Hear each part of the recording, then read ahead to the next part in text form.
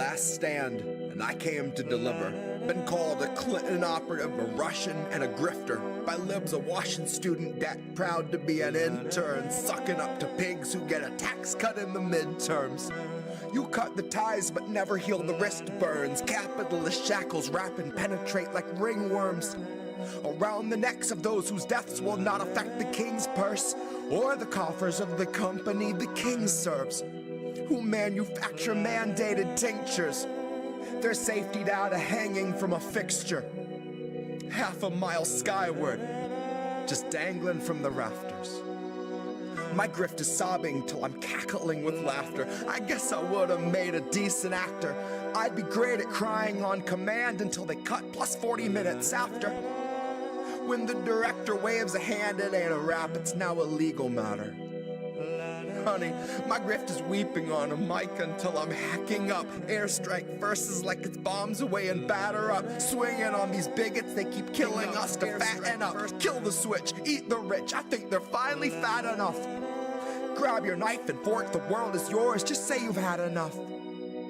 And if you're comfy, you could go ahead and laugh it up. Tell me how the most important vote I'll ever cast is like the choosing of a bus, in that it might not take you anywhere you want, but no one can deny the fact the bus is now no longer where it was. And that's the kind of progress we should celebrate and trust. Spoken like a kid who never took a bus. Spoken like a piece of shit that used some cash to mask his stink and truly thinks he's one of us. Spoken like a terminally unserious person who equates our cries for rights to mixed up orders from a server. It paints a privileged picture of what you would label urgent if the worst thing you've experienced in life has been the time your waiter accidentally brought a tray of gold flake scallop when you clearly ordered gold flake urchin. And now you're storming out the restaurant and hopping in a Tesla. You got 80 pounds of Tony Fauci merchant.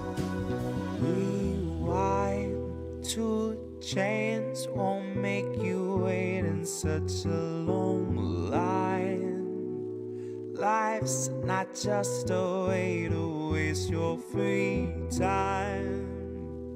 Air that's fit to breathe is not a free ride.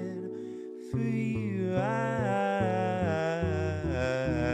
Rewind to a chance won't make you wait in such a long line. Life's not just a way to waste your free time. Air that's fit to breathe is not a free ride. Free ride. Best to place your bets on weaponizing the identity of every limp progressive claiming grassroots integrity. Policy is a slippery slope for all of its complexity, so flex your brave resistance with this Ilhan Omar NFT. Numbered one of 723. Each depicts her valiantly championing a bill before she lays it at a donor's feet. And she can throw her hands up in the air with AOC and say if only Nina Turner could have voted present too, that's why we need another seat. We need some more progressives we elect to only tweet, who live to serve humana and their label of elective slapped on every patient's gravest needs. And every station plays the theme that medical professionals agree on the effectiveness and safety of injections authorized for this emergency. And in purely unrelated news, the profits of the ones who manufacture vaccines just increased by nearly 36 billion with a fucking B.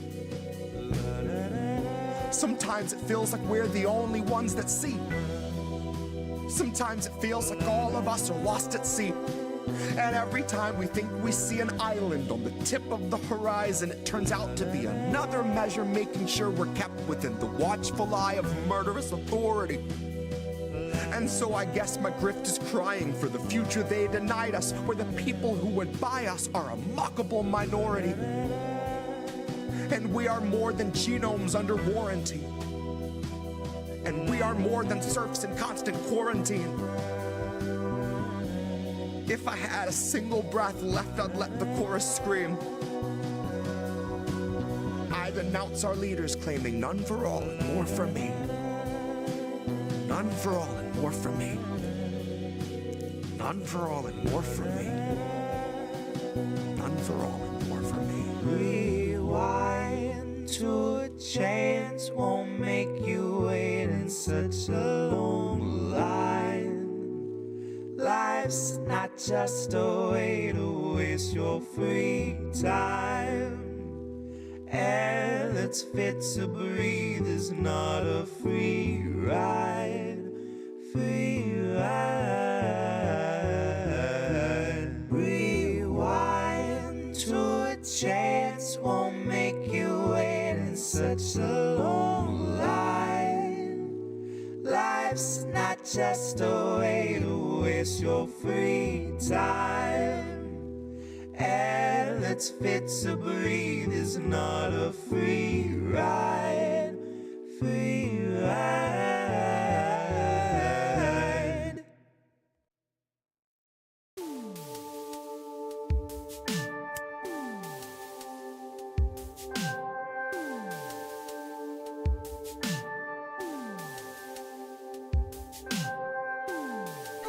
You can't keep giving us nothing and think we're bluffing about coming for your heads. Why play civil if you won't listen to 50,000 dead? Now we know our mission, we form a militia, make Congress a prison. Why play civil when all these dead won't make you listen? What's more American than slaying your oppressors? What's more American than liberty or death first? Man, I thought we were founded on abolishing the tyranny of those who would starve a village all to live empirically. And I regret that I have only one life to give for my cause now that I can see the cause so clearly. I want our leaders, regardless of party, to fear me. I will pick my targets and assassinate them lyrically. I will bring a mountain to the town square, hook them to the pillory and leave them there. Hillary, I'll see you there.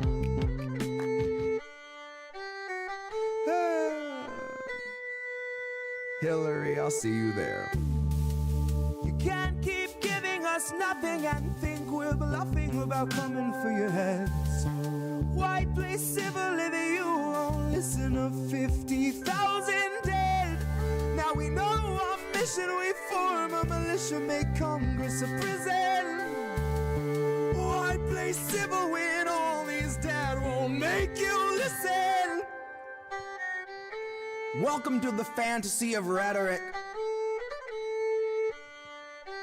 Welcome to the last of the free speech while we can get it. And I promise you can get it. All you corporate Democrats, second wave Confederates, GOP illusionists, and neo-Nazi bureaucrats. And Stephen fucking Miller, I will see you in the aftermath. When all the laws are dust, there's just moral justice after that. And I will hunt you through the wasteland if it comes to that.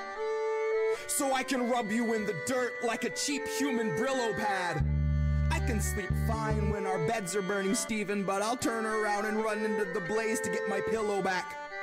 As long as I can lay my head down, I can live with that. I can deal with a little ash. I can feel like a little of the old me burn with the bad and the rest of my past. The old world where we all lived and we can't get back. The old world where you didn't give and you'd still get back. Where you could rake in 12 billion and give none back. Those days are behind us, the virus will kill all that. Your wealth is behind us and kindness is meant for the past. Our leaders would bind us and starve us and call it a fast. A sacrament meant for their God that they garnish in cash. And they feed it the poor by the hundreds, that's all that it asks. Its hunger is legion and people in need are all it will have. So our only chance is to starve it and hope that it turns on them.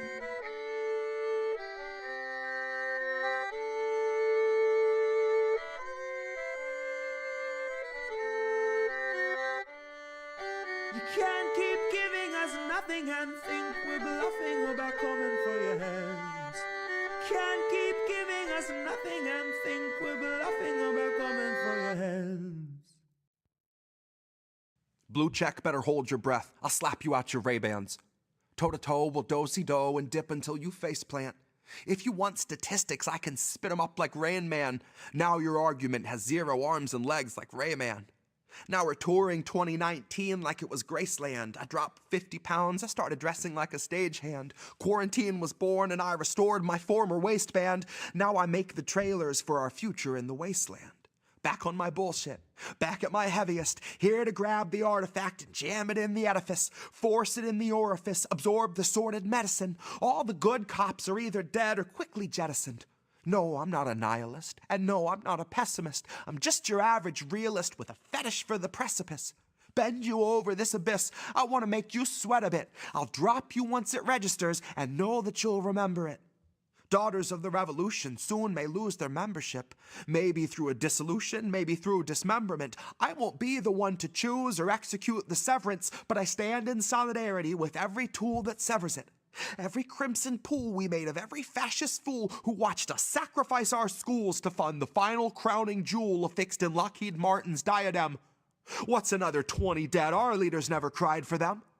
They're laughing in the garden, drunk and pissing on the hyacinths. The royal jubilee to praise this fascist Biden monarchy is imminent, and it would not be possible without the constant slaughtering of innocents, overseas and here at home and anywhere we find a shred of innocence. We won't stand for peace, not in the global or the inner sense.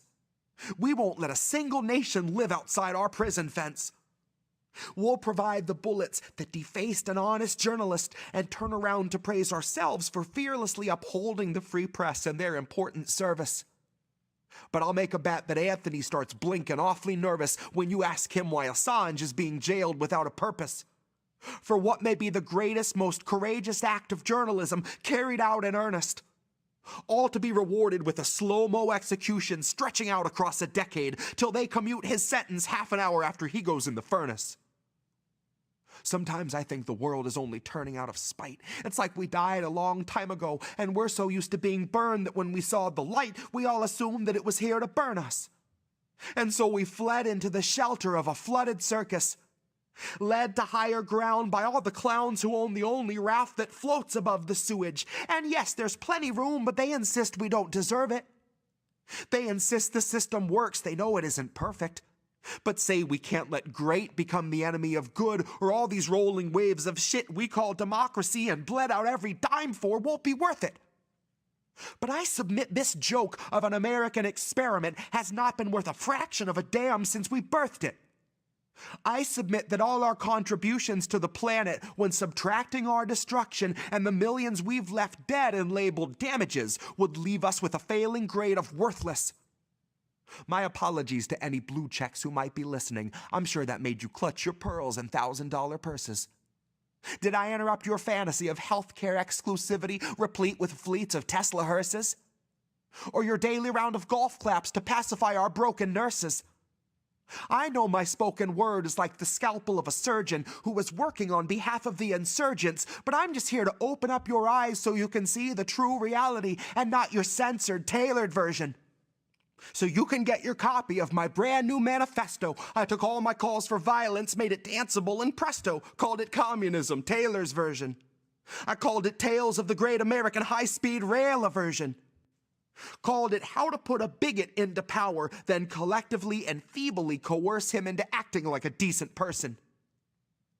This will be the most important vote you'll ever cast, because we have to wrestle power from the current ruling class and hand it over to the other team of smiling suited serpents. This will be the most important vote you'll ever cast. Now watch them toss it in the vat and see it melt into the surface.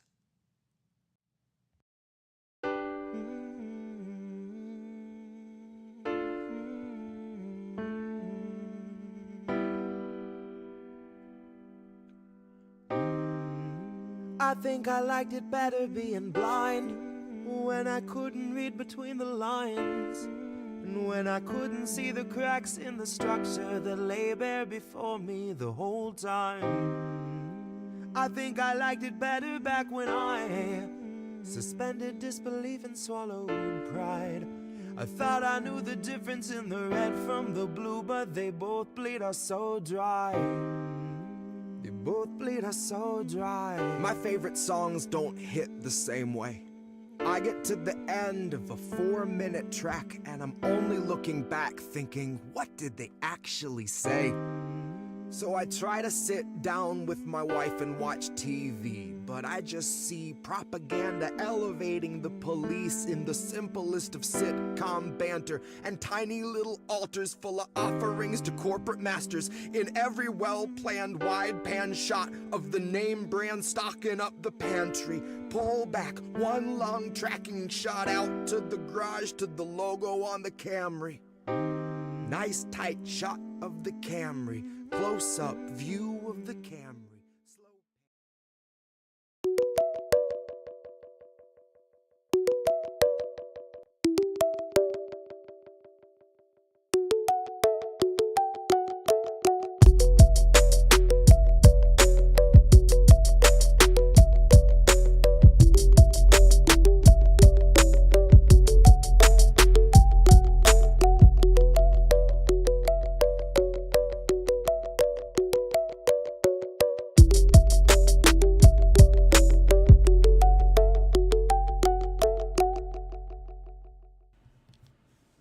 We did it! Hi, everybody. Hi, everybody. We're here. Hi, everybody. We made it. It is the last 2024 American tradition. And Well, yeah, potentially. Our next one falls on New Year's Eve. I don't think we'll be doing a New Year's Eve stream. not unless we do some kind of a read aloud thing with my kids with Uncle Jesse, and they would kill to do that. But I don't know if I want to put them in front of a live stream audience. Nikki, Right? how are you, sweetheart? Good to see you, friend. Nikki's here over on Kick, over in the Siberians, because they've blocked YouTube and they blocked Discord and they blocked everything else except for Telegram and Kick. So she's over here on Kick. Thank you for hanging out. Also, Twitch. We're over on Twitch.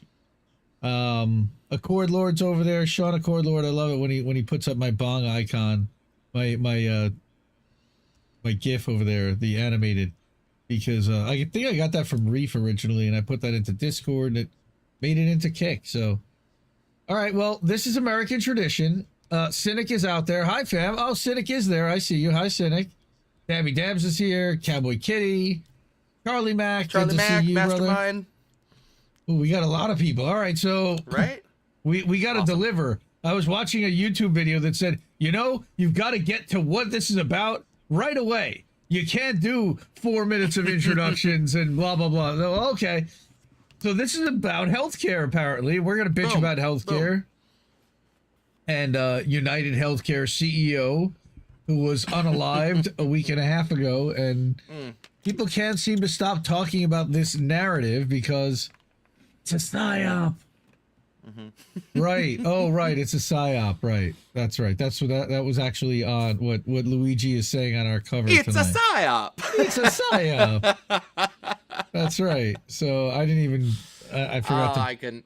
put the thing. But that's I really great. normally I have like several ideas for something for a thumb. I was like, you know what? For this, I was like, I just need Luigi saying it's a psyop.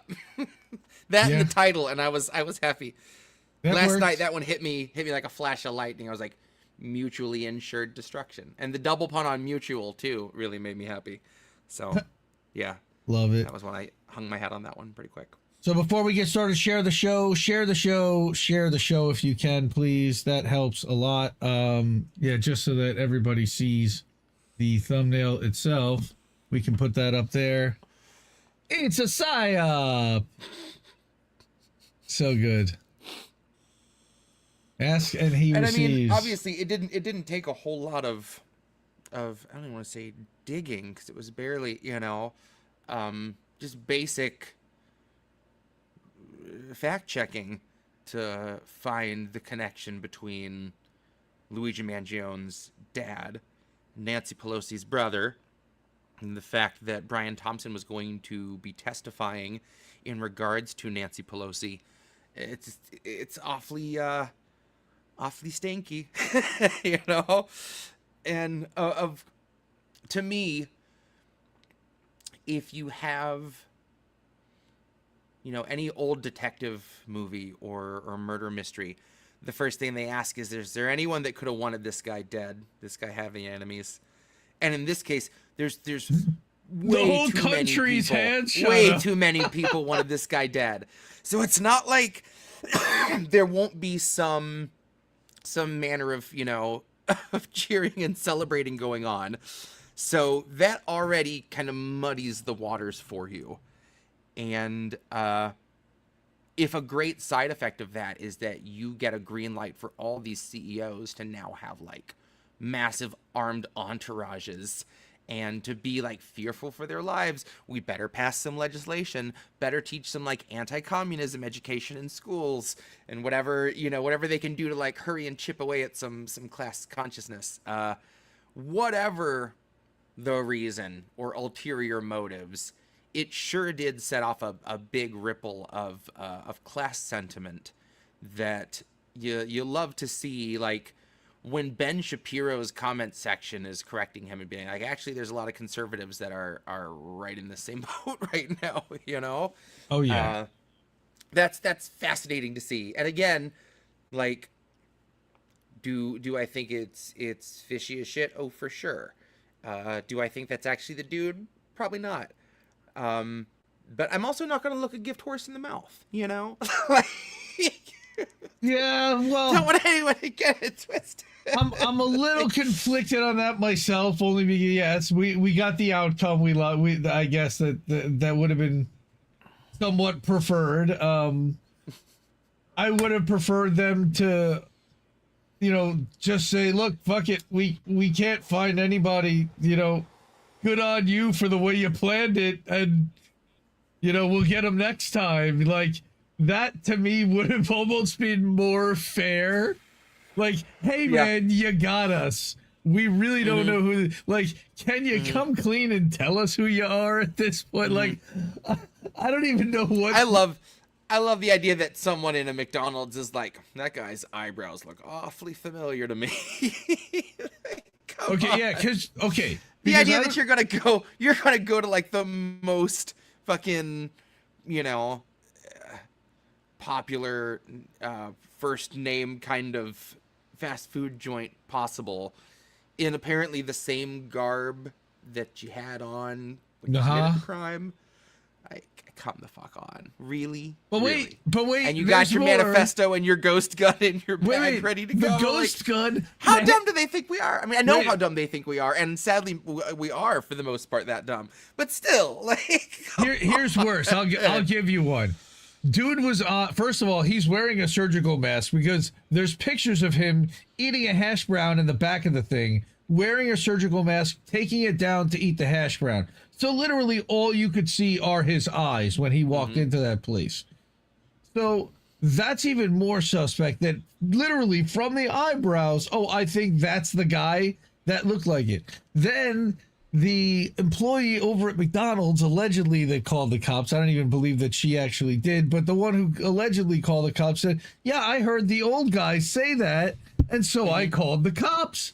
Like, she didn't even really recognize it. Now, the other thing that I have question of is who really took that picture of Luigi in the back or in the back of the McDonald's? Yeah. Because that didn't look like a cell phone camera. That looked more like a kiosk kind of camera. Like if they had some kind of a kiosk that was allowing you to take orders and had a camera in the front. Maybe it came from that. That's speculation, but it seems to be pretty plausible. Also would make sense why they don't want to pay out a ransom or, you know, a reward to an employee that may not have been the person that actually turned them in. Yeah. But that's a whole other story. Again, it's a psyop in all cases. All right. In every case, it's a psyop. The fact that there's so many questions about it. The fact that everybody thinks he's the hunk of the month, you know, like, you know, and Sam Tripoli putting up pictures of what he would look like if he was a woman, being like, all right, now do you understand why the women are going crazy for him? Like, oh, come on, man. God. But yes, we've ad nauseum talked about this, but mostly because it's also it's the distraction. And Reef sends me a funny video today shared by somebody on Twitter about how to spot psyops. And it's a very good listen. And the guy's like, listen to your sources and understand where your sources are coming from. That's a good thing. It's like, check Chat GPT and see what they have to say. No.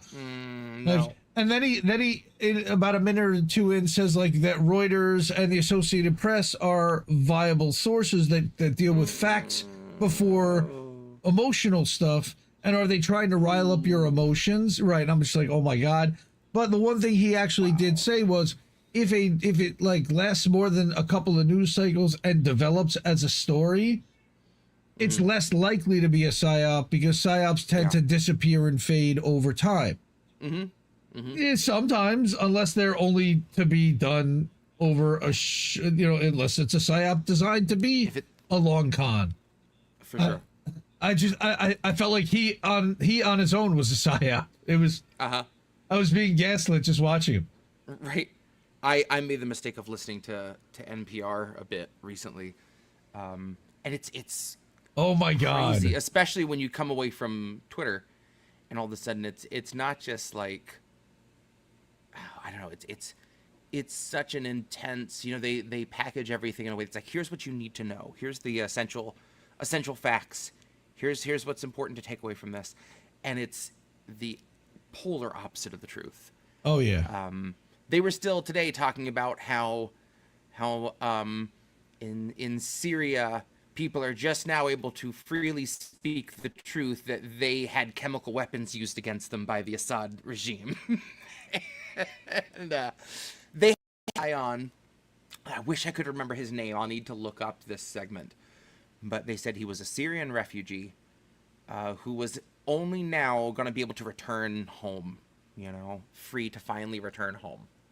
Right. And they're talking to him for a while.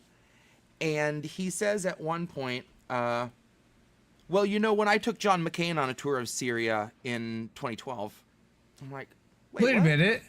Excuse me? When you what? Hang on a second. And then a little while later they say, is there anyone that you're hoping gets let out of these gulags, of these government prisons there, that you're hoping to see come out alive? And he takes this really, really, really long pause for dramatic effect. And the guy's like, take your time. And he goes, well, my uncle was like my moral compass. And they told me he died in prison. But a part of me hopes, that he's going to come out. And the guy's like, here, take a tissue. And he goes, no, I'm fine. We can continue. just flip of a switch. That emotion is completely gone from his voice. And he's on to the next thing. I was man, I wish we could have seen this guy, that this wasn't just a radio segment, because I've never heard such a just like, and we're on to the next bit emotion. Out, don't need that anymore. It was fucking like a serial killer from this very big, dramatic, holding back tears. They like, take your time. And then it's like, let me get your tissues. No, we're fine. I'm good. We're good. Let's go ahead. Just, whoa, okay. Yeah, this is totally legit NPR. No worries. Dude, yes, NPR is just it's just brainwashing and fear mongering for shit libs and old people. It's so bad, and I like, it's bad, but you don't realize exactly how good they've gotten at really cramming every moment full, to where that you could listen for 3 or 4 minutes and come away, and they've already like drastically poisoned your view of something critical, and what's so funny is when you hear people talk about NPR, and really NPR talk about itself, they always say, thanks for using us as a way to help understand what's going on in the world, as a way to, to stay up on what's happening in the world. and NPR listeners really pat themselves on the back a lot for being so educated. So yeah, their finger on the pulse of the community. There is such a patronizing kind of. Yes. It is very, very shit lib. Condescending. It fits that so well that it's not just that I want to be educated for my own benefit. I want to be educated so I can shit on you. Like that's the big payoff there, and that's so prevalent in the way they package it. It's like, here's just enough to take away to like crap on someone else because you feel like you have like a more, you know, sophisticated worldview because you listen to us bring on a fucking, you know, CIA dude to tell you about how hard it's been not being able to go to Syria since he took John McCain there. and the dude, of course, coming out of the prison with Clarissa Ward, you know. Oh my God, that manicured fingernails, perfectly manicured fingernails. Yep. He's been in there for days. He hasn't seen the sun. They say he's been in the months, and he just walks out and looking right up into the sun. I know. It's just a master class in like continuity bloopers. It's like, you guys didn't think this through one bit, did you? It was the meme with the butterfly. Is this freedom? Like, that was too much. But yeah, it was just, oh my God. Yes, we've been like just inundated with narratives and with psyops and distractions, and that's the biggest thing. Is they're trying to keep us distracted because they're starting World War III. I mean, we're already kind of in it already, but Israel moving in more into Syria thanks to HTS, which is Jelani, which is Al Qaeda, which is the terrorist that we had on a watch list and had a bounty for. Like, oh, okay, they're fine now. They're meeting with delegation from Britain today. Like, I wouldn't be surprised if, I can't remember who it was Joe Manchin that floated how Biden should pardon Trump. That should be to like balance out the criticism of him pardoning Hunter. That it would also be a good look and like help, you know, heal the country if he could go ahead and pardon Trump before Trump takes office so that we can put all this behind us. I'm like, oh, I wouldn't be surprised if they play that up. That totally feels like, okay, let's have some unity. Let's come together. They're already giving Trump Time Magazine cover again, you know, really quickly. It's, I mean, even fucking Hakeem Jeffries the other day said how, you know, we'll still hold strong on stuff we care about, pretend to care about, like voting rights and women's reproductive rights. We will still fight hard for those. But we're going to find anywhere that we can work together on bipartisan issues and anywhere we can come together to blah, blah, blah, blah, blah. We're going to roll over and show our bellies. But they don't have to, because on the military in Israel and Ukraine, they all agree. So they're going to find plenty of common ground. Believe me, wherever it comes to fucking over the American people. I think that both sides want to get a Bitcoin reserve through and want to push all this crypto nonsense because they're being bribed like crazy by the crypto industry. Crypto put over $100 million into this election cycle, and a lot of it went into Republicans, but some of it Democrats. And, you know, Democrats, I think, were a little gun shy because of the Sam Bankman-Fried stuff, but that was mostly shitcoin. That wasn't actual Bitcoin. So when people turned to them and said that's different, that Bitcoin is a whole different thing, you know, I think that both sides are on board. I've been hearing a lot of rumors about Elizabeth Warren being okay with a strategic Bitcoin reserve that Trump wants to do. You know, it's frightening how much. You know, people talked about how Jill Stein came out of hiding every X amount of years, blah, blah, blah, blah. I can't think of anyone that fits better than Elizabeth Warren. We don't hear from her for a long time, and then she, like, all of a sudden, it's like an assassin. Well, she hears pow wow chow and she comes running, you know, and while she's been voting for genocide for an entire year, and you know, just she was all on Team Kamala, but very quietly, you know, they all got on board, and now they have big egg on their faces. And they're running around like they have the authority on anything. Like they've got their finger on the pulse of anything. It's laughable. And so that's just what Big Egg wants you to think. Well, Sure. But me again, they're all kissing Bibi's ass, and he's bombing Lebanon and he's bombing Syria. I think he's worried I think they're worried he's gonna bomb them too. Fuck, he's bombing everybody else. Now we got the whole drone and that's thing. I mean, to me, you know, the United Healthcare thing happened right as they're like announcing, hey, we're kind of incorporating all this into Greater Israel, and right away the next day, it's not just like, oh, the guy from United Healthcare gets assassinated. It's within a very quick amount of time. They've caught the guy, and his name might as well be Luigi's Mansion. Get ready for memes. Like, anytime there was someone else last year, I can't remember what it was, because like you said, the PSYOP, it will take up everything, and then it's out the window because there's a billion others coming up. There was someone who there was some similar kind of event.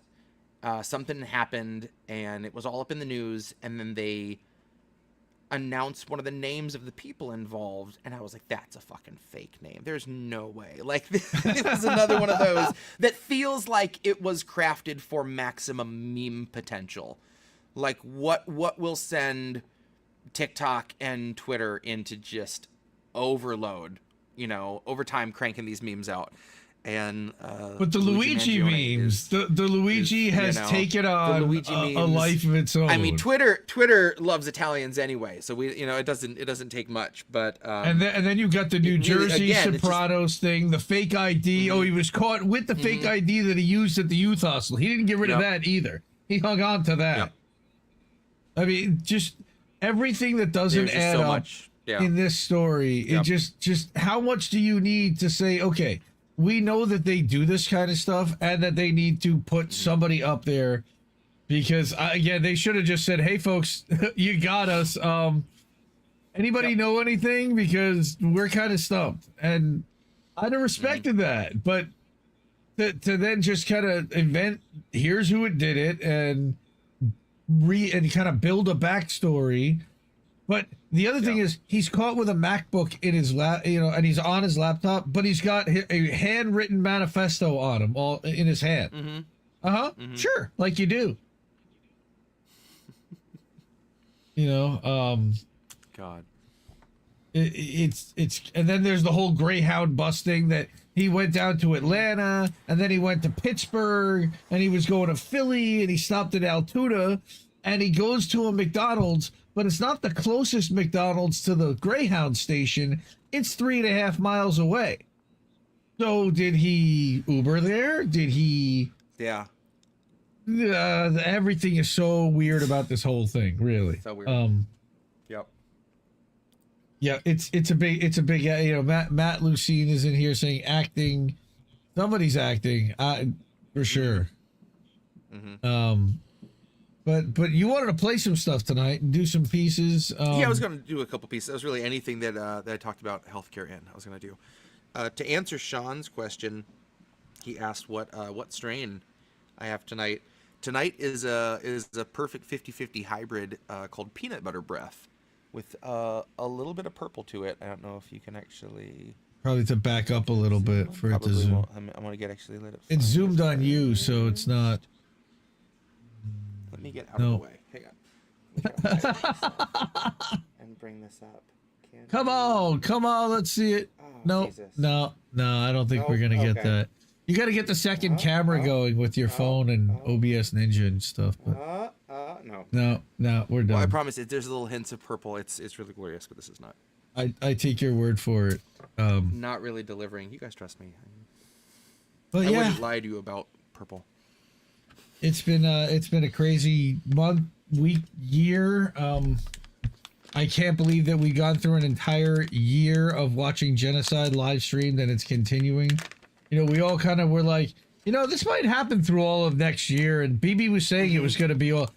I don't think any of us actually thought it was really going to be all of next year, and that this was actually going to stop. And here we holy are. Shit! And it just won't stop. It just keeps expanding. They're taking it on the road. We saw soon to a town near you, the Greater Israel Project. Well, and the drone project now, the Greater Yeah, right. Drone Project, which may be tied to the Greater Israel Project for all we know, speculation, allegedly. You know, nobody knows what the hell's going on, but if people really didn't know, I think that there would be a lot more panic in the government. Mm-hmm. So I'm not convinced that they don't know what's happening, Yeah. but they're certainly not letting on as if they do. Yep. So that's kind of scary. But I saw a picture today on notes of what Rafah looks like. Now I don't know, and they were saying, you know, remember when Biden said if they go into Rafah, it's a red line, right? Mhm. That was a while ago. The whole place is gone. It's just leveled to the ground. I saw an overhead drone footage shot, and it's stunningly depressing, just how gone everything is. Let me see. Nuno. Some people know Nuno over here. Nuno Betancourt, guitarist for 80s band Extreme. I remember that guy. Yes? No? Post. No, I get maybe not. Would he block me? Oh no, he changed his thing over here. No, he didn't block me, thankfully. He doesn't hate me that bad yet. I saw this picture and I was just like, oof. That's beyond heartbreaking. Where is it? There it is. Let me put this up. That's an overhead bird's eye view. Christ. That's Oh. 3-story structures and just everything else level. Yeah. And that's Nuno saying Rafah City, Gaza from a bird's eye. Oh, Man. like, what was that? I wonder. That was like the know. courtyard for something, the entranceway for something. I mean, it's all unrecognizable as far as the eye can see. So healthcare, yeah. Welcome to So American really, healthcare. I was looking for any piece where I named an insurance company. We have a United Healthcare, we have an Aetna, we have a Cigna.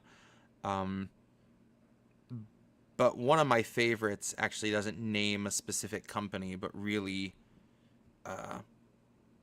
touches on what they do, I think, as well as anything else could. And it's one of my favorite pieces ever. And I feel like one that we haven't done in quite a while. I'm going to grab my sweater real quick. Cool. Andrew over on the Twitch. What's up, Andrew?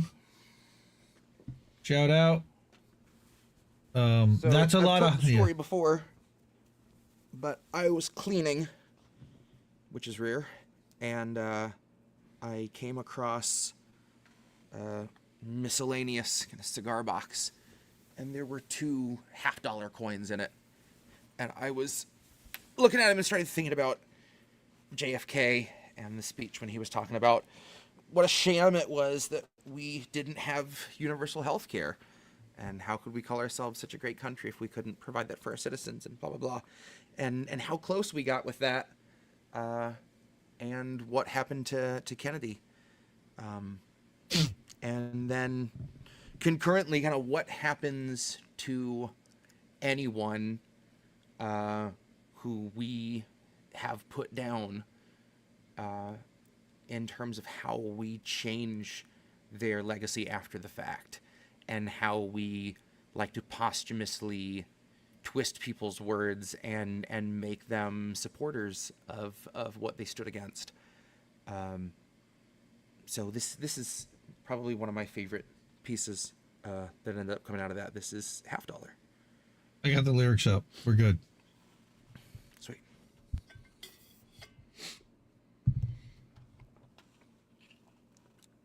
I found $50 in a dresser drawer.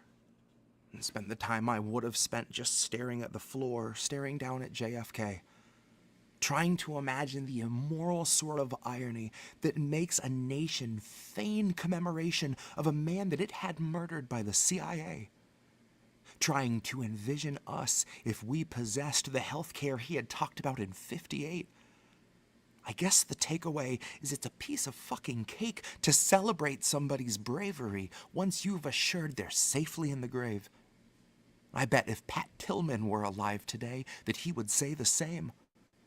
And I'm sure we're in for more if they let Julian decay. I bet that they would put him on a quarter.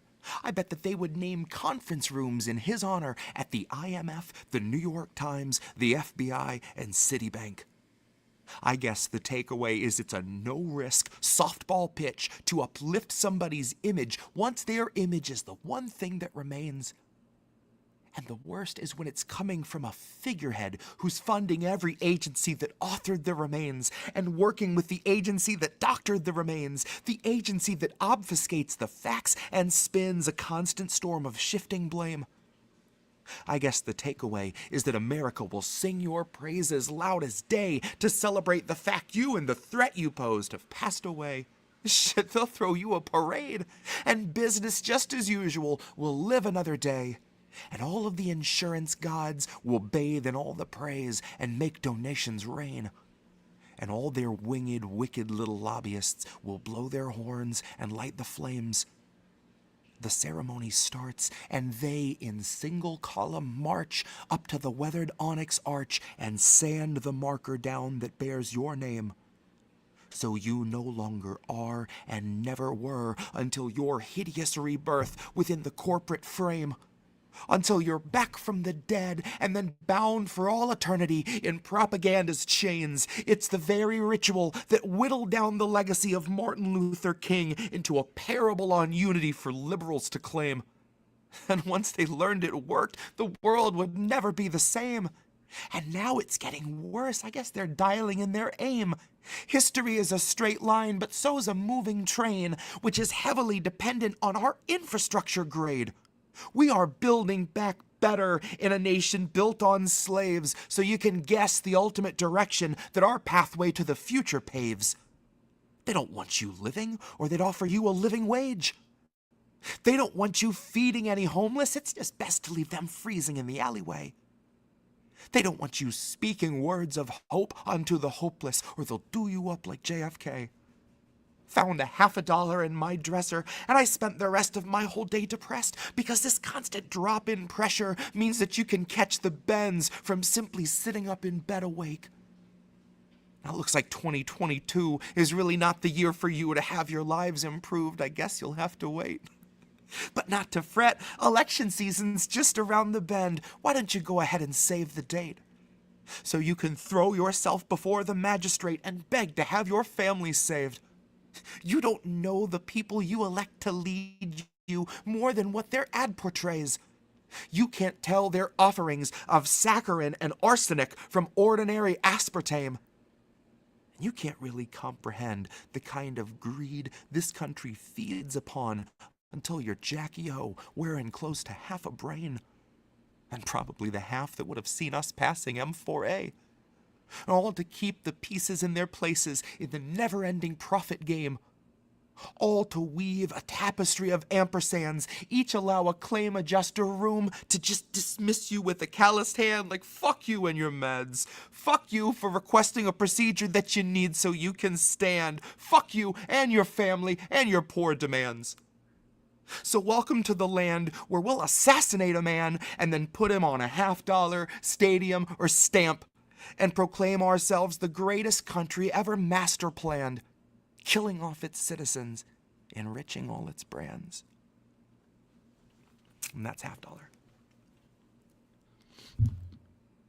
Chop, chop.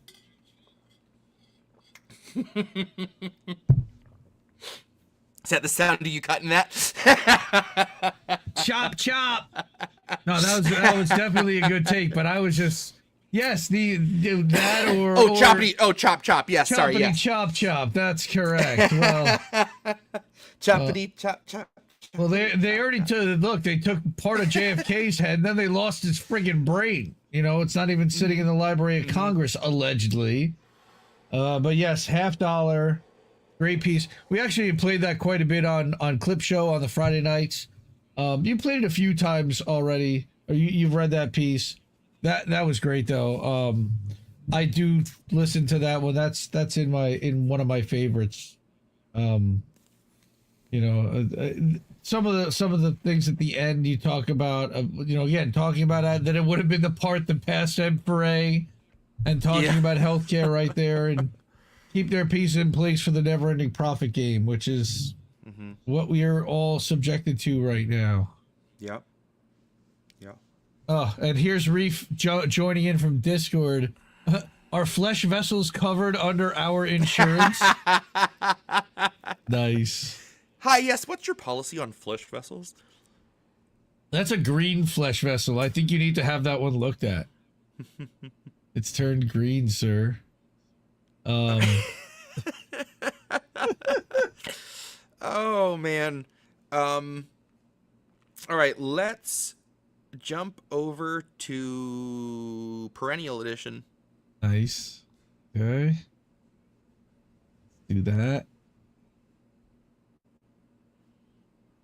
I'm here. Influenza. We got that one. We've got American Desires. We got Liberals Lament.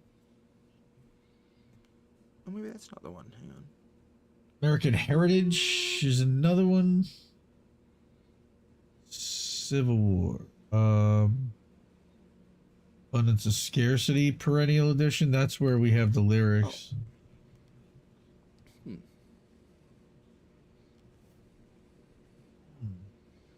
Oh, that's funny. It needs a Grinch eyes and face decal. Cynic is saying, you know, it's funny, Jesse, I don't know if you saw your text messages. I sent you a text on Monday last week because we ordered something. The local pizza place actually has a deal where if you order a certain meal, they'll have the Grinch deliver your pizza. Oh, Jesus. And we did it, and the Grinch came in my house, and my son lost his freaking mind running around the house screaming, all right? And he came with his dog Max, his helper, all right? Oh, that's awesome. And I've got pictures of him hugging the Grinch and taking pictures of it was so worth it. Great idea for a local pizza place. Dress somebody up like the Grinch and take orders and schedule deliveries for families. Right? Holy shit. Oh, that's Clean awesome. up. Oh my God, it was great. I bet. Oh, that's fantastic. Remember when I said Perennial Edition? I lied. It's Grift Home Companion. Oh, that's where we just were. So I have to go back there. Okay. No need to apologize. I didn't say Siri. Quit listening to me, you fucking rat bastard. Actually, you know what? Listen to this next one. That's great. Met Gala airstrike. Where are we going? Communism. Taylor's version. Obit. Obit. The Great American high-speed rail version. That's funny. Never had Siri chime in on the iPad before. She tried to break it on me on Sunday too. Nosy bitch. All right. Because I said sorry, and my Canadian went Surrey. I'm Surrey. You just did it again. What? Can I help you? You just did it again, huh? Snoopy bitch. Yes, Snoopy bitch. That's a Paul Mooney line right there. Annoying Snoopy bitch. Buy 20 flesh vessels, Reef. Hey Siri, buy 20 awesome. buy 20 flesh vessels. Nice. Oh man. Now it's gonna set off all my stuff too. All right. Home companion. Home companion Obit. I'm here. All right. Let me go here.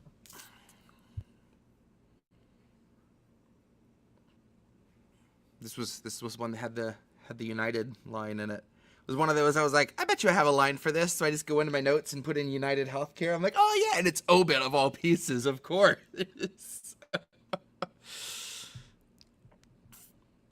Couldn't be more fitting.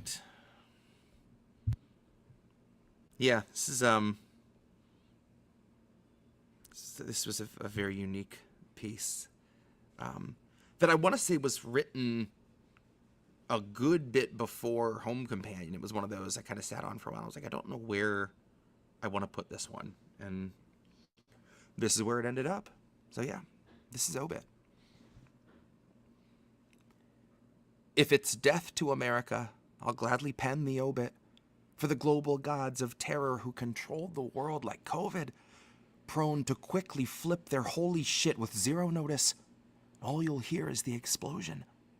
And when you flee to safety, you'll be blocked by close to 50 cops whose radios don't seem to function. Trigger fingers glued to their assumptions. Trigger fingers sworn that they'll uphold a code of bigotry that Biden signed in blood before the annual police union luncheon. Trigger fingers all too proud to punch in. Trigger fingers all too quick to end a life with no investigation or discussion. Safe to say de-escalation isn't any interest, since it isn't something they can stick their new expensive guns in. It isn't something they can tase, intimidate, or rape, so they don't really see it fitting in their current surging budget. And we all know that anyone elected wouldn't dare to dream to touch it. Hell, they'd jump at any chance they find to fund it. They get a little giddy when they pump the numbers up and push us closer to our future as an open-air dungeon, dragging chains of raw corruption. So if it's death to America, I would wager that the cause of death was part consumerism, part consumption. And I'll bet it was administered by wealthy, suited worms who excrete the viscous slime of the immoral and the unctuous, and slap a coat on every crack in this collapsing structure like they're doing us a favor and not lathering their cancer on the future that they stuck you with. And they're banking on the promise that a lot of us will be so close to starving that we wouldn't look twice before we stomach it. Hunger's not a motivator. Hunger is the hunter that you rummage through the rubble with. Hunger is the capsule that they fill with all their finely powdered policies and stuff you with. And now here comes the Democratic voter base to shame you for not telling them you're grateful and that they're the lesser evil you'd prefer to starve and suffer with. You could be another Warren voter pumping brakes on living wages because you're coasting on the victory of the suffragettes. Wait a half a century, and then we'll have a dialogue that starts the conversation of a closed-door debate on the merits of a means-tested temporary wage increase of 7 cents. Out beyond the shifting sands and over the electric fence, bloody revolution is the truest form of self-defense, where every last dissenting word was taken in as evidence. Our hope for the future roars to life to cries of revenant. So when it's death to America, I'll reach for the accelerant. I will pen the obit and be anything but penitent. I will pound the pulpit and be everything but reverent. Come my fucking brains out so hard it makes me celibate, then stream it straight into your home or closed circuit televis. I know it's not appropriate or warranted or relevant, but I'm just being honest and acknowledging the elephant before I pop the hinges on my jaw and relish every minute swallowing it whole to the delight of its constituents. I'll tell them that they're free to live their lives without its influence. Tell them that the donkey's next to go, so they should know there's going to be another incident. They should know that we will prove to be our own deliverance. They should know the kinship of the living is invincible and limitless. They should know that anger is a way for hope to bloom and not a way that hope diminishes. So if it's death to America, I'll gladly pen the obit, but I'll probably never finish it. 'Cause I'll add a line for every day we venture further out from where the capitalists settled down and shat out all their legacy and lineage. I'll add a line for every time United Health was fine to tell another human being that their bottom line was heavily prioritized above the dollar value they've decided their desire to keep living is. Now raise your hand if you refuse to eat the truth that this is all that living is. Raise your hand if you're prepared to tell your representatives the future of the working class is vastly more important than their insulated living is. Raise your hand if you believe your legislators don't possess the faintest fucking inkling what the honest cost of living is. Raise your hand if you feel like you can't afford to truly know what living is. That's Obit. Yeah, that's an Obit for sure. Dude, it's that I love it. Yeah, every time United Health was fine to tell another human being that their bottom line was heavily prioritized above the dollar value they decided to keep their desire to keep living is. Well, I wonder if Brian Thompson felt that way at any point. Right? You know, you did a song about Hoon Dog. I don't know what rhymes with Thompson, but oh, we're gonna find out. And we're gonna find out what rhymes with Luigi. Hold my beer, indeed. With Luigi. Just like a homeless person, clings on to his squeegee. And an Italian person in a restaurant orders scungili, right?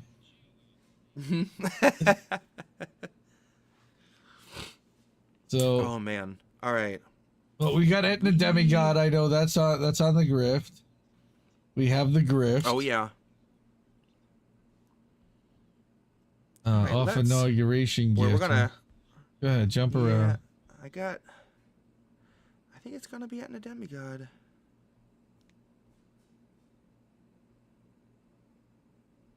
Bring it up. Let me grab my guitar. That might help. He's only done Aetna Demigod like twice on the show before, maybe 3 times. I love when he does it live. That's one of my faves, definitely.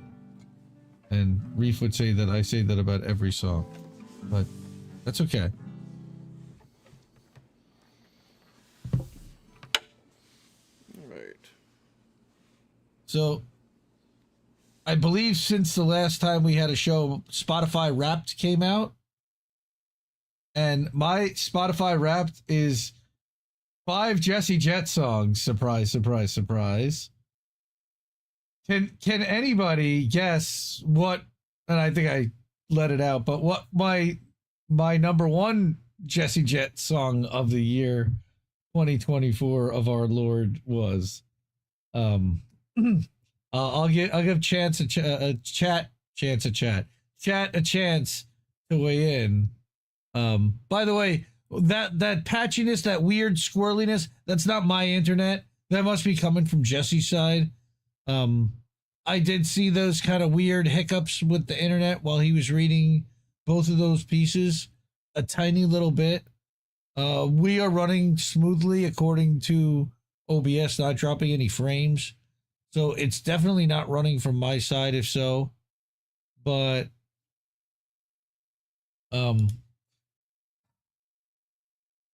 you know, Reef loves to clown on me about Kid Rock. But everybody secretly loves to listen to Kid Rock, whether they admit it or not. So that's all right, Reef. I'll take that. Backwards from 5 is a good choice. That was in the top 5, but that was not my number 1. Blocking the Light is Sean Miller's. That's again a phenomenal choice. Not my number 1. And I was even surprised when they told me that. But yes, Nikki, they do. Yes, everybody secretly does have at least one Kid Rock song that they really do like. Whether it's American Badass or Bob with the Ba or something. I'm telling you, there's Only God Knows Why, or even Picture with Sheryl Crow. Everyone's got one. Come on. That's right. Thank you, Mastermind. I'm a fucking cowboy, baby. All right. That, you know, anything with Joe C in it, I'm down with Joe C. All right. R.I.P. to Joe C. I gotta go first album and go fuck off. Oh, dude, fuck off with Eminem. Early Eminem when he was still hungry. With early Eminem, that's a killer. That is a killer piece right there. No, my number 1. Okay, so Cowboy Kitty got Dust of Better Days. my number one was Home, What You're Owed. So Nice. That's awesome. yep. That's the only song that I have to re-record sometime, just because there's so much I could make that sound so much better, and I could layer those harmonies a lot better. There are a few moments in that I'm like, shit, should have done a different take and didn't. And that's the only song that I come back, I'm like, So that's gonna have to get a redo soon. I've said that a lot of things, but Deal. I'll accept that. All right. Do this. my Spotify Wrapped was interesting because most of it was just like, oh, Jackson Brown and more Jackson Brown. Hey, Jackson Brown. Oh, that And it was like you also Jesse also Jett. listened Hey, to Jesse Jett. The Replacements and Husker Du, and then more Jackson Brown. My specifically Late for the Sky, I was in the top 0.005% of listeners for that song, and I only started getting into Jackson Brown in August, to give you some idea. Wow. I see. They didn't give me that like percentage of songs. There, maybe it was in the top 0.5% of people who listen to Home or the Jesse. You know, I was definitely the mega fan. That and of course the INN pre-show stuff that we all play and listen to. So, all right, let's do Aetna Demigod. I'll shut up and you can do the song.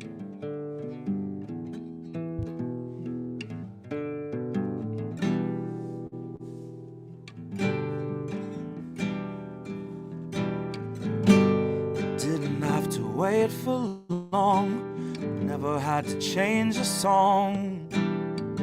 Just sing it like a raised alarm, smile when you say I'm wrong.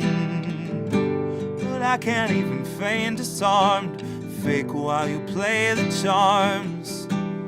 And I don't know the page we're on, but this is where you say you're wrong.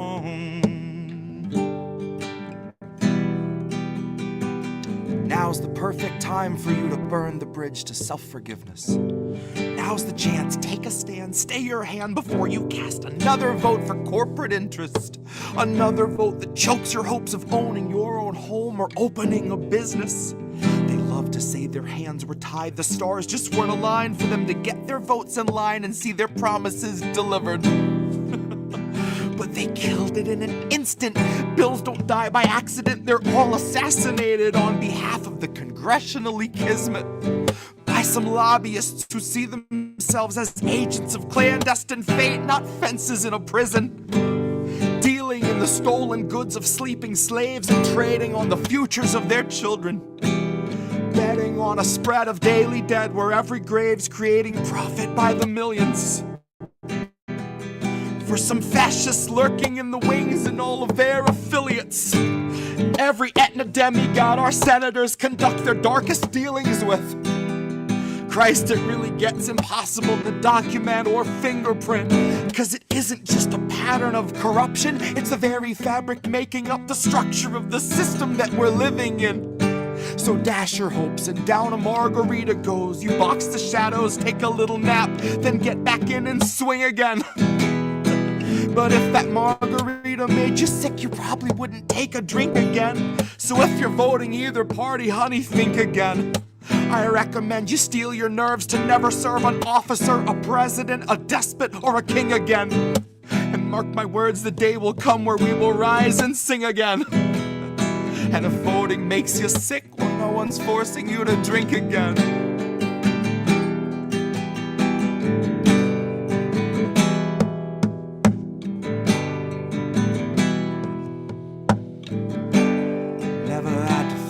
Song, never had to play the song. Just sing it like a raised alarm, smile when you say I'm wrong. And I can't even feign disarmed or fake while you play the charms. And I don't know the page we're on, but this is where you say you're wrong. See, this is where you finally admit you weren't ignorant. You boldly voted Joe like an informed and blissful idiot. You chose to blur the parts of Biden you don't find the prettiest. Now you choose uplifting news and filter out the grittiest. But the truth is something coarse enough that even when it's hidden, it's apparent when you feel it on your fingertips. I know it's hard to deal with from a distance, and up close the truth is hideous. But there's just no getting rid of it. You have to let it in, or it just worries at your skin in every moment, loud or intimate. So shake it off, for fuck's sakes. You don't have to celebrate or be so proud of progress by imaginary increments. You don't have to heap such constant praise on fucking villains, like their stillborn promises are honestly just isolated incidents, not the product of the principle of privilege, not intentional eugenics just by any other synonym, covered up with desperate clusterfucks of rosy images, labeled plain by any other name except for what the fucking image is. So once you stare the page down enough, you'll spot the difference. One is red and one is blue, and that's the only truth. Neither one delivers on that promise of deliverance. One is red and one is blue, and that's the only difference. The rest are isolated and imaginary incidents. One is red and one is blue, and that's the only difference.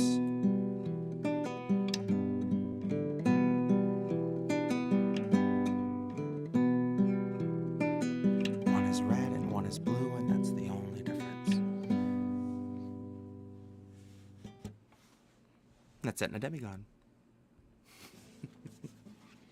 That's Aetna Demigod. One is red and one is blue, and that's the only difference. That's it. Biden We should is... do a spot the differences. Trump is red Biden, Biden's blue Trump. Spot the only difference? Corporate wants you to spot the differences between these two pictures. They're the same picture. See, you played this game before. All right. Well, I got one more. And to be fair, it's one that is a whole meal.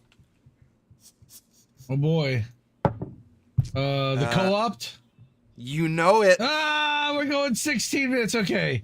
17, fella. You're gonna make me scroll for 17 And honestly, minutes straight. this is probably the first time.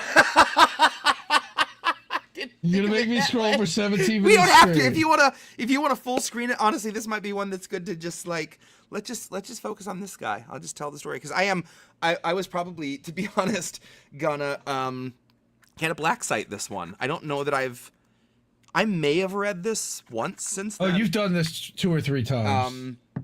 But I don't know if I've done it in the last year. I've done it since Black Site came out.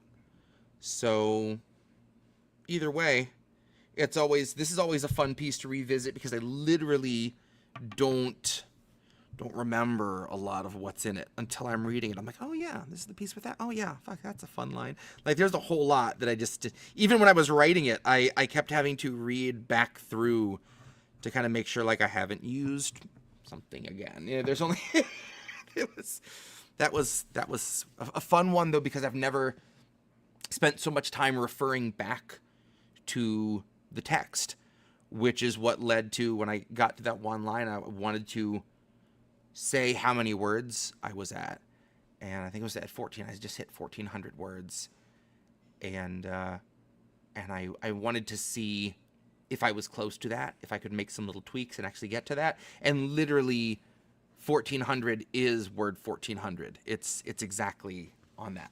So I was wow. There's just a lot of like I don't know, music nerd moments for me in this piece that came together and made me very happy. Okay, I think we are good to go.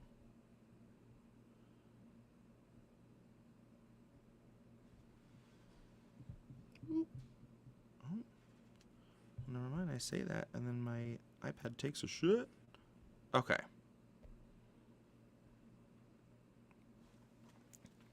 All right, let me get a little pip. We got to strap in for this one. All right, so this is the longest piece in the Jesse Jett catalog. Again, this is the co-opt. I'm not sure what the final word count on co-opt is. Let's find out real quick. Okay. So...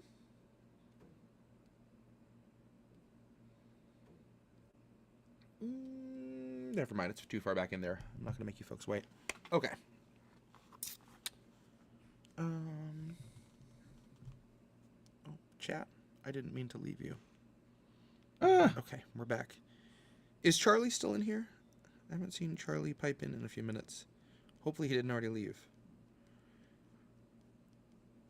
Maybe not. Charlie, if you're here, say something. Blink twice. Blink twice if you can hear this message.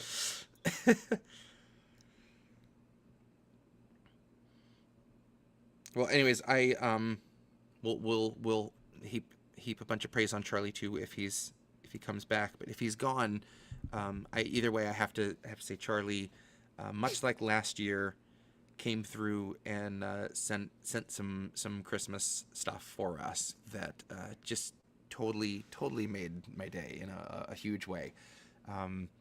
We've been toughing out between work and home and getting ready for the holidays. There's been a lot of stress, and I've been in quite a funk. And Charlie really did a tremendous deal to drag me out of that. And yeah, so I just wanted to, I don't want to embarrass him, but I also want to make sure to acknowledge that, like, Charlie is one. I know one of those friends that you just don't come along very often, and is a great reason to take a family trip over to Boston, because, like, hugging Charlie and having a beer with Charlie is bucket list material for sure.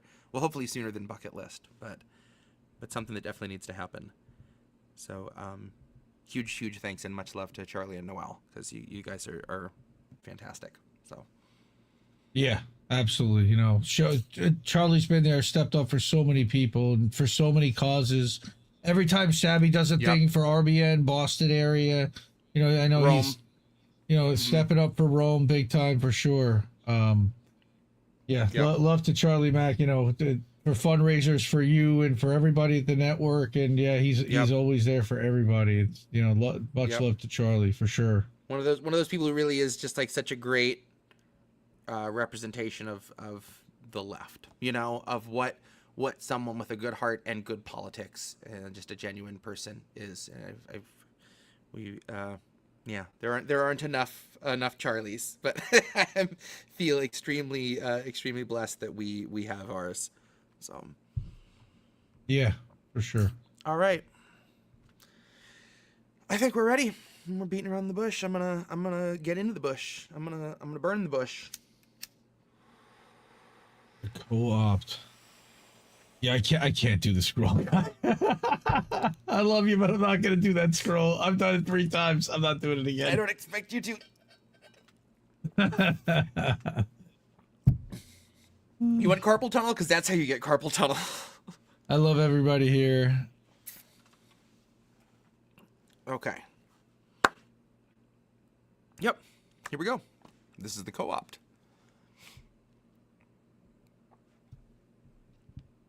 If they can put a face to the movement, they can blacken both its eyes. If they can hold its hand when the photo's planned, they can frame it how they like. If they fashion us an idol, then the limelight floods our sight, and they can pose beside the movement with a cardboard picket sign. Fuck, God damn it, let's start over again. I can't shit the bed on the first 4 lines and continue on the next 17 minutes. I don't cut and mulligan very often, but we're gonna mulligan that one. For 16 minutes, 17 minutes, you can mulligan at the very beginning. Go ahead. Okay. This is the co-opt. If they can put a face to the movement, they can blacken both its eyes. If they can hold its hand when the photo's planned, they can frame it how they like. If they fashion us an idol, then the limelight floods our sight, and they can pose beside the movement with a cardboard picket line, in a crowd of paper labor dolls with copy-pasted signs, on a safely guarded soundstage of Bezos's design, where the fortunes of 500 CEOs have been divined. There now rise words that curse the movement's limbs for all of time, that for all its strength of labor, it will walk with withered step, and will wave a rusting saber as it heaves a labored breath, as it coughs through all the cancers born of Bezos's request, who'd prefer your starving neighbors locked in civil war for crumbs he left. But soon your cache of crumbs will mark your slums for violent theft from those who act directly on behalf of those with insufficient limb to lift their hoarder's heft. Landlords order mortars sworn to render borders torsos cleft. Now tune that down a quarter step. Ego, soul, and organ death. Any month that ends in embers rot through every crop has crept. Nothing fit to eat. At least there's lots of J.P. Morgan reps. I remember when we lived on empty promises through every winter. Now the grapes of wrath are plump, and they are harvested directly out of Martha's vineyard, where the soil's awfully rich and all the fertilizer's even richer. My palate's not chromatically balanced. It's a cavalcade of crimson, and it paints a pulsing picture. It is gritty, and it's ugly, it is viscerally stunning, and it ain't fit for consumption like the water in your cistern. Go and ring your congressman and tell that pig it's his turn. Poverty awaits, and there's a $7 wage for him to sit and watch his mansion full of shit burn. Although he won't be paid directly, he will soon receive an email that's supposed to have a link, but when it finally shows, it's empty. So he'll have to call support for confirmation that it's sent right, and then he'll get a shortcut to a poorly managed website where he'll submit a claim that must be notarized in person, all to finally be denied because he made too much the prior year to qualify for reimbursement. And now he knows the bitter taste of just a single day that all our retail workers face. He knows the kind of day our teachers have, the kind of day the janitors and lab technicians share with all the nursing staff, the kind of daily struggle that's a constant state of fear for all the working class, the white noise in their heads that's born of stress and turned to bursting glass.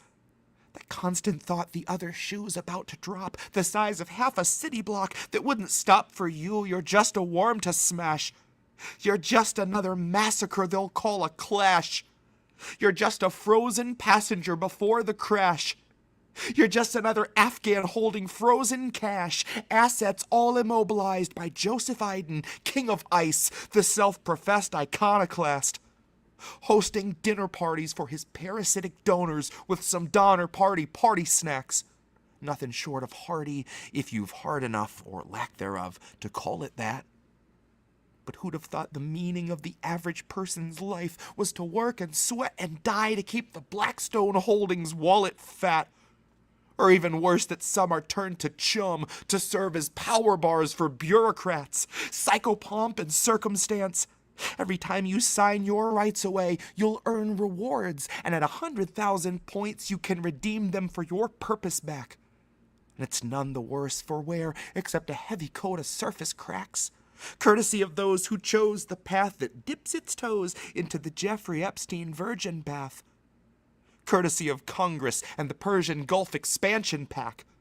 All our rations held for ransom, kept alive on honeyed words that slowed down all our actions till we're helpless when the ants attack. Stripped to little ribbons and then scattered to the winds like the million little secrets the oppressor's shadow hand redacts. The million lives it stamped out in Iraq until its hands were black. Machinations sacrosanct and cancerous and flavor-packed. We've got just the black site for your whistleblower's Baker Act. Somewhere in the weeds, beyond the pines, somewhere oddly Google somehow knows just how to find, It's right there in the file they've compiled all this time with the 7 trillion thoughts that ever came across your mind and everything that ever turned you on or made you cry, your truest, deepest fear and all the shame you sought to hide, the thoughts you dare not speak aloud lest they be weaponized, have been loaded in the chamber and they're aimed between your eyes. Meanwhile, in your cell at home, they'll confiscate your blinds. They'll say you've waived your privacy. They'll show you where you signed. Now you don't control your thermostat. It's locked at 85, and you can't refuse the dermal graft that logs you into prime. You're just another wretch they'll come and fetch from out the vermin camp to mop some bloody floors and give a couple boots an oral shine. Oiled roots that move and writhe beneath a red-lined human tide whose viscous sheen and toxic slime exist somewhere between a kind of Diet Coke and turpentine. The last of us are first in line. The curtain's up. We're streaming live with censored scripts and sponsored rights subject to changing overnight on Pepsi's whim or Pfizer's spite or Lockheed Martin's bomb supply or any time we need to breed some fear to get the stocks to rise. For those who need some distance wedged between their public image and the list of those who visited the global child concubine. A client list that shall remain nameless. A client list at least a dozen pages of honey-potted politicians ripened for the knife twist. Once you're dead, it's safe to say you don't present a flight risk. Once your lips are sealed for good, there's zero chance you might slip and spill the beans about your recent string of overnight trips, dropped from heights you can't achieve without a little nitrous. Down beneath the roots of truth, tenuous and fibrous, the currency of youth would seem a tear above the Midas. Christ, I gagged a little as I wrote the currency of youth. I've yet to find the music that hath charm enough to soothe. My eyes are open wide, and I'm at terms with what I view until I shut my eyes at night and see it too. Phantom limbs of reminiscent, twinging like a sickened witness, twisted in the spinal cringe, the traumatized revisit every minute, every statement picked to shreds before it's finished, all their dignity diminished, all their liberties relinquished, all your furnaces extinguished, all your means of warmth are flickering off into the distance, all the ways you know to make a living growing listless. All your savings spilled to fill a chalice meant for Pfizer, and they'll drink its vibrant ichor like they'll down a round of blood from out the last Sumatran tiger. Light a nice cigar for every man they've left to die awaiting trial up in Rikers. Do a line of blow for every drug offender turned to lifer. Do another line for every hybrid judge and agent of the instrumental prison profit system that they've hired. They'll wear your movement like a mech they get to pilot, yelling hot labor summer through a microphone inside it. So all our eyes were elsewhere when the parties both collided and they formed a wave of fascism that somehow dwarfed the sum provided. A danger greater than its parts combined. A danger made the greater when the honest source is buried, but the narrative is wearing platinum labels saying trusted source that cover up its warning signs. If you'd have told me all of this at 40 Sunday mornings, I would like to think I'd meet it without disbelief, but really might have struggled just to reckon with it, grappled just to ratify, and retched a little bit to glimpse the bigots that we've gratified. Just hit 1,400 words and kid, I'm barely satisfied. I've hardly started carving bars from off this chunk of malachite I found and claimed and vandalized. The rest is better left to settle one-on-one, just Gates and I. I'll desecrate his tesseract, I'll deconstruct his great design, and build upon the very spot on which it stood to touch the skies, a statue in his image wrapped in tapestry of tannerite. So Bill would get to see himself immortalized, then blown to bits in record time. Blown to scraps of bronze that he can touch and hold and recognize. Face to face and frozen side by side, immobile Gemini. This must be that self-reflection people had suggested that instinctively had always felt to you like being patronized. 'Cause if we talk, I'm talking down. If I speak, it's at my feet, like you were 6 beneath the ground. I'll address you where you ought to be, and not where you stand now. My gaze won't meet your eyes, much less your crown. My praise is not to bathe in, it's to drown. I bet you didn't know that you could overload an ego to the point of blacking out. And buddy, that's what it's about. If you can kill a man with kindness, you can smother him with clout. Reverse his engineering at the hands of hungry crowds. He who bought up all the farmland and is casing now the clouds. Police will be the farm hands paid to put us out to pastures that are shades of gray and brown. And I can hear those bastards fast approaching, screaming fills the town. An occupying army of abuser fascist clowns and some lachrymose millennials intent to vote them out. I laugh for those and pity those who vote with zero doubt, whose destinies as living ghosts they're all embracing bowed. The cops are inching closer and they snuff out every sound. And all I had to do was shut my mouth. I'll let you guess the tragic end result of Jesse Jett, who tried his best but ultimately failed attempts to hold his tongue. Who couldn't find the will existing anywhere within him to begin to douse the fire rising up inside his lungs, born of watching ignorant and educated shits press impressionable lips to boots that just inside a month or two will kick them from the bottom rung. Home is anywhere you lay your head once the oppressor's hung. Soon we'll cleanse our memories of the songs that the oppressor sung, and one by one the words will turn to dirt that cannot hurt you, cannot infiltrate your movement, can't impress upon your sons. Can't convince your daughters they've no power of their own, no agency beyond the task of keeping up a home. When the last of all the lobbyists is laid beneath the loam, there will be no profit sown in fields of bone.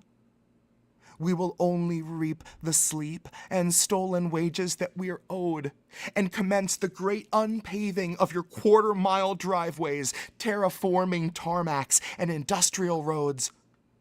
Paranormal contracts dissipate to mist and disappear amidst the gloam. Disconnect the phone. Fist connects to stone. Somewhere in the thicket hums to life the buzz of crickets into one combining drone. But narrow down your vision, and you'll see that every cricket is, in fact, a tiny drone, coming to inform you that you must proceed directly to your designated zone, or you'll be tased until you're prone, till you're pissing blood and whispering to no one in particular, just all of the particulates that occupy the air. The only occupants you share this giant coffin with. At least you win the arguments, 'cause they're too busy hogging all your oxygen to care. Hell, you're hardly cognizant. There's really nothing there. There's nothing close to conscious in your stare. Your eyes look like you're off in old Oahu, where you don't have any problems, where you haven't given thought to all the aquifers below you, full of fuel enough to launch you back to when you eyed Hawaii and Hawaiians told you not to. A little like the Mayans, humankind will leave a lot to deconstruct from what we kept behind to represent our legacy. Less the stoic temples, less the gods resembled, less the carven lions standing watch above a vine-entangled mezzanine. More the arid soil, more the sea of oil, more the mark we leave behind is best exemplified by finding out Lake Mead is slightly caffeinated methamphetamine. Warped and shifted, torn and twisted, history revisited, the storm that buried Kennedy and swept the streets of Medellin stirs the strongest synchronized synthetic sleeper cell emotions center mound at Wrigley Field and harnesses the energy. We call that conditioning. They call it serenity. Those who crave obedience will swear they aren't your enemy, but live to see us orchestrated, moving like a centipede. Full consent, submissive cadence, terms accepted, didn't peak. Needs neglected, couldn't speak. Speech affected, only leaded fruit to eat, only fracking gruel to drink, 2 for $1 on 40 weight at ExxonMobil Smoothie King. You see, I tried to do the movie thing. I walked away and flicked the match, but never heard the boom to match just boomer waves of Schumercrats. But humor's futile self-defense against such brutal facts that some will never hear the words before they see the acts, who've never heard protect and serve and checked behind their backs, and who trust in politicians kept alive on purely Duracells and Duramax. A little dash of ritual, a jug of pharma cocktail, a little splash of Burning Man in nursing class. So let this be the call that stirs the hearts of the emerging class, that churns through the recession's dirt to rise reborn in Wall Street's ash. We must shake off the pedagogues and Pentecost the plutocrats, and there is no salvation without doing that. Now, in the name of clarity, the Pentecost that I invoke is just the part with flaming tongues and not the hope of Holy Host. It's mostly for the imagery of all these bloated, greedy folks who break our backs and snake our taxes treated like a weenie roast. And I'd take any bet that if we let our captors cook, you wouldn't see a bunch of struggling single parents show with worried looks like someone help, we needed those. If we don't have the plutocrats, then who will raise the interest on our student loans? If we don't have the plutocrats, then who could cut the staff to pay for bonuses for CEOs of senior homes? No, without our noble plutocrats, who would gut the budgets for anything providing education to the public? Who would neuter innovation that could benefit the nation because it wouldn't turn a profit, so it wasn't worth discussing? Without our precious plutocrats, then who'll ensure that poverty took hold of our enlightenment and never let us see the sun or ever smell that rain was coming? No one's gonna stop.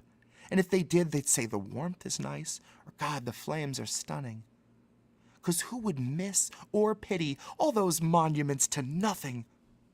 Those who've witnessed cities turn to husks, the wealthy drained with but a touch, to pave the way for a development that's easy money, that never seems to trickle down to someone hungry, or anyone beyond their inner circle jerk of golfing buddies. And I'm not here for slinging mud. It's what you do. It's what you love. You're fucking pigs. I do not give a shit if you're a little muddy. I need to see you destitute and see you struggling. Desperate just to feed yourself a scrap of something. Desperate to the point you take a bite of crow and know a taste that's truly humbling. We only can begin to tear the old foundation down once we confess that, yes, it's crumbling. And we all know it's crumbling. We can see collapse as plain as day on every corner 'neath a veil of thin decorum. Like a blueprint overlaid, made by the Economic Forum, the plans they've drawn and quartered, the graves they're counting early, and the million more back-ordered. Well, I would rather take a stand than live and die by their accordance. I would rather see the forest once than corpses formed of brick and mortar. And if the band you're in starts playing censored tunes, then I'll see you on the dark side of the border. And that's the co-opt.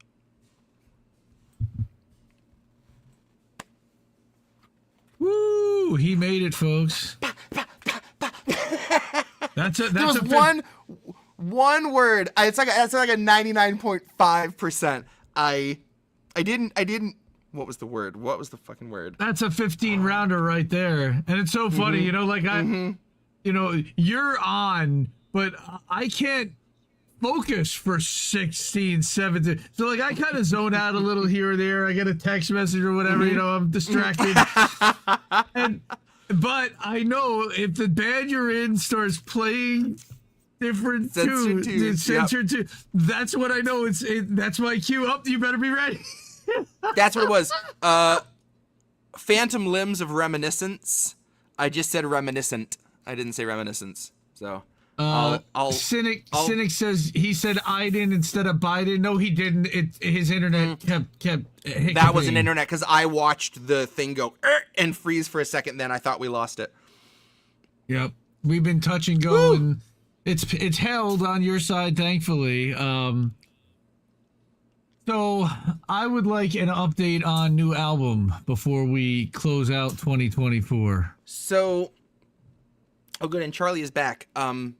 So much like last year, because Charlie, among other things, hooked me up with Red Dead 2, which became one of my favorite games of all time. It was a game that I fell in love with, and then was like, I need to finish the record so I don't have that hanging over my head when I want to pour a bunch of hours into this game and stay up late playing that. And that's literally what has happened now. So if I want to keep putting time into Dark Souls, which for those who don't know, that game is like trying to break a brick with your flaccid penis. It's so fucking frustrating, but it's so much fun at the same time. Not that breaking a brick with your flaccid penis would be fun, but it would be impossible and frustrating. Sorry, I got distracted. Just imagine like one of the paddle balls. Breaking a brick with a flaccid. Okay. We are written.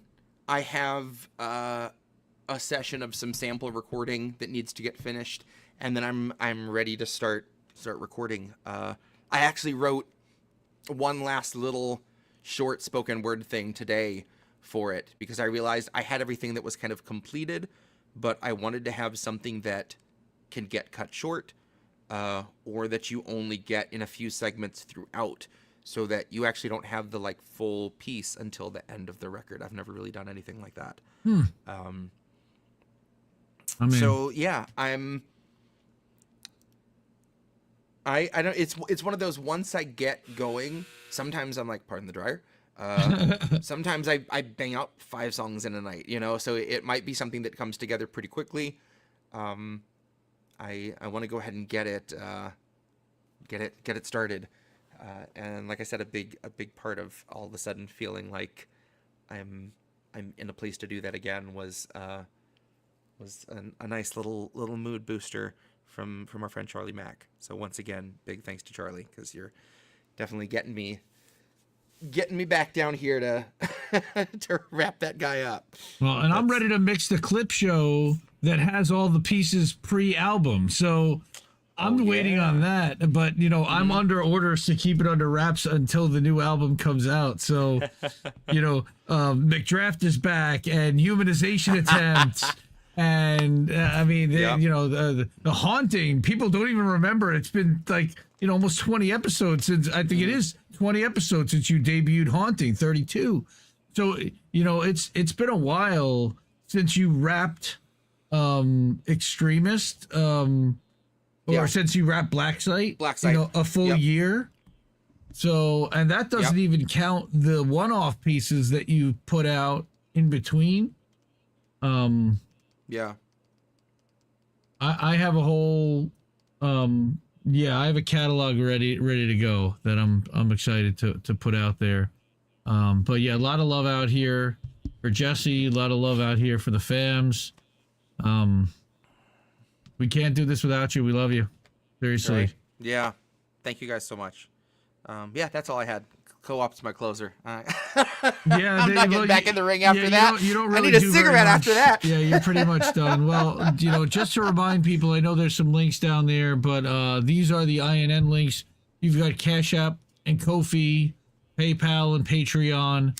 You got indienews.shop. You can pick up some merch, get a nice slick Jesse Jett tank top or t-shirt that has the Zago illustration on it. I got to get a couple of the stickers. I need to get one of those for the flesh vessel, if nothing else. To have my face on it would be pretty hilarious. So that would be awesome. I'll constantly just make the face. So. And but yeah, cool. You're not going to see me much for the rest of this year, or much at all. Maybe a couple of appearances here or there. I am not scheduled to do any more live streams in 2024. Okay. So, we'll see what we can. I mean, God knows I can't run a stream, but I don't have New Year's plans that would get in the way of me doing something. So if we could figure out a way to maybe get something rolling, I'm gonna try to look into some options. Well, I got the kids here, so they're gonna want, you know, I got that's family stuff. Christmas Eve, New Year's Eve. I was thinking it'd be fun to get Jess for a New Year's show where we just sing some covers and just kind of do variety, fun stuff, potentially. That would be a blast. Yeah, no Christmas show this year, Cynic. We're not going to do that. Yeah, I'm gonna try to shut it down. I don't know how I'm gonna be able to do that, but we're gonna take a little bit of time. I think everybody's been telling me I need to take some time off, so I need to listen to them. It's only 2 weeks. We're gonna put out a bunch of clip shows in the meantime. We'll do some best of for the year, and there will be plenty of material in 2025. You can be sure. It's going to be a hell of a year, so stay tuned. So I'll say support independent media, like I said, like I always say, because we need it more than ever. Saturday, I will be putting out with The Dissident. I recorded a podcast with him. And then tomorrow, at some point, you should see Zaccaroni Pizza and I recorded a podcast together, an interview, and we talked about quite a bit of stuff in independent media and what's happening in the world. So check that out. Nice. So what are you getting before we get out of here? I don't want to give away a surprise for Fox, but anything special that he was asking for that you were going to get him? So he has gotten very into gems and minerals, rocks, and specifically he's got a little collection going. He loves citrine because that's his birthstone, and I found someone on Etsy that has some really nice, pointed citrine that's like cut, and they had a really nice sale going on, so I snatched one of those up. And that's he wants some gems and minerals, a rock tumbler. I got him back into Pokemon recently, so we've been like, I come home and we're busting out the decks and playing cards. So inner 12-year-old Jesse is just having a field day. Like, that's to the detriment of other things. Like, normally if he wants to do something else, I'm like, oh, but it's getting a little late. We got to still get a shower in and get to bed. And tonight he was like, can we play Pokemon? I'm like, hell yeah, we can play Pokemon. And we're halfway through the game, and my wife is like, babe, it's like 7:30. He's still got to do a shower and get to bed. I'm like, I know, we'll be done with this game in just a couple of minutes. Yeah, you're just as bad. That's great. That's great. Yeah. All right. Well, we're going to get out of here. Thank you again to everyone. And we will see you again real soon. Like I said, support independent media. I love you all. And I'll see you on the flip side. Night, everyone. Safe.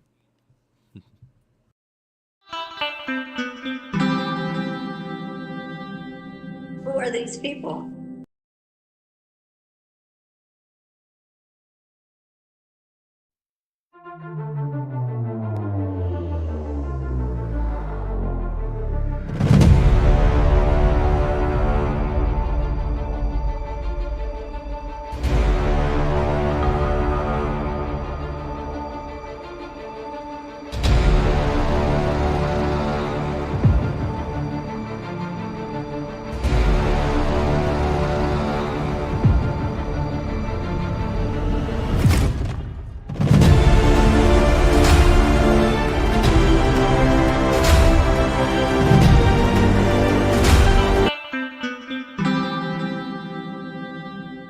Who are these people?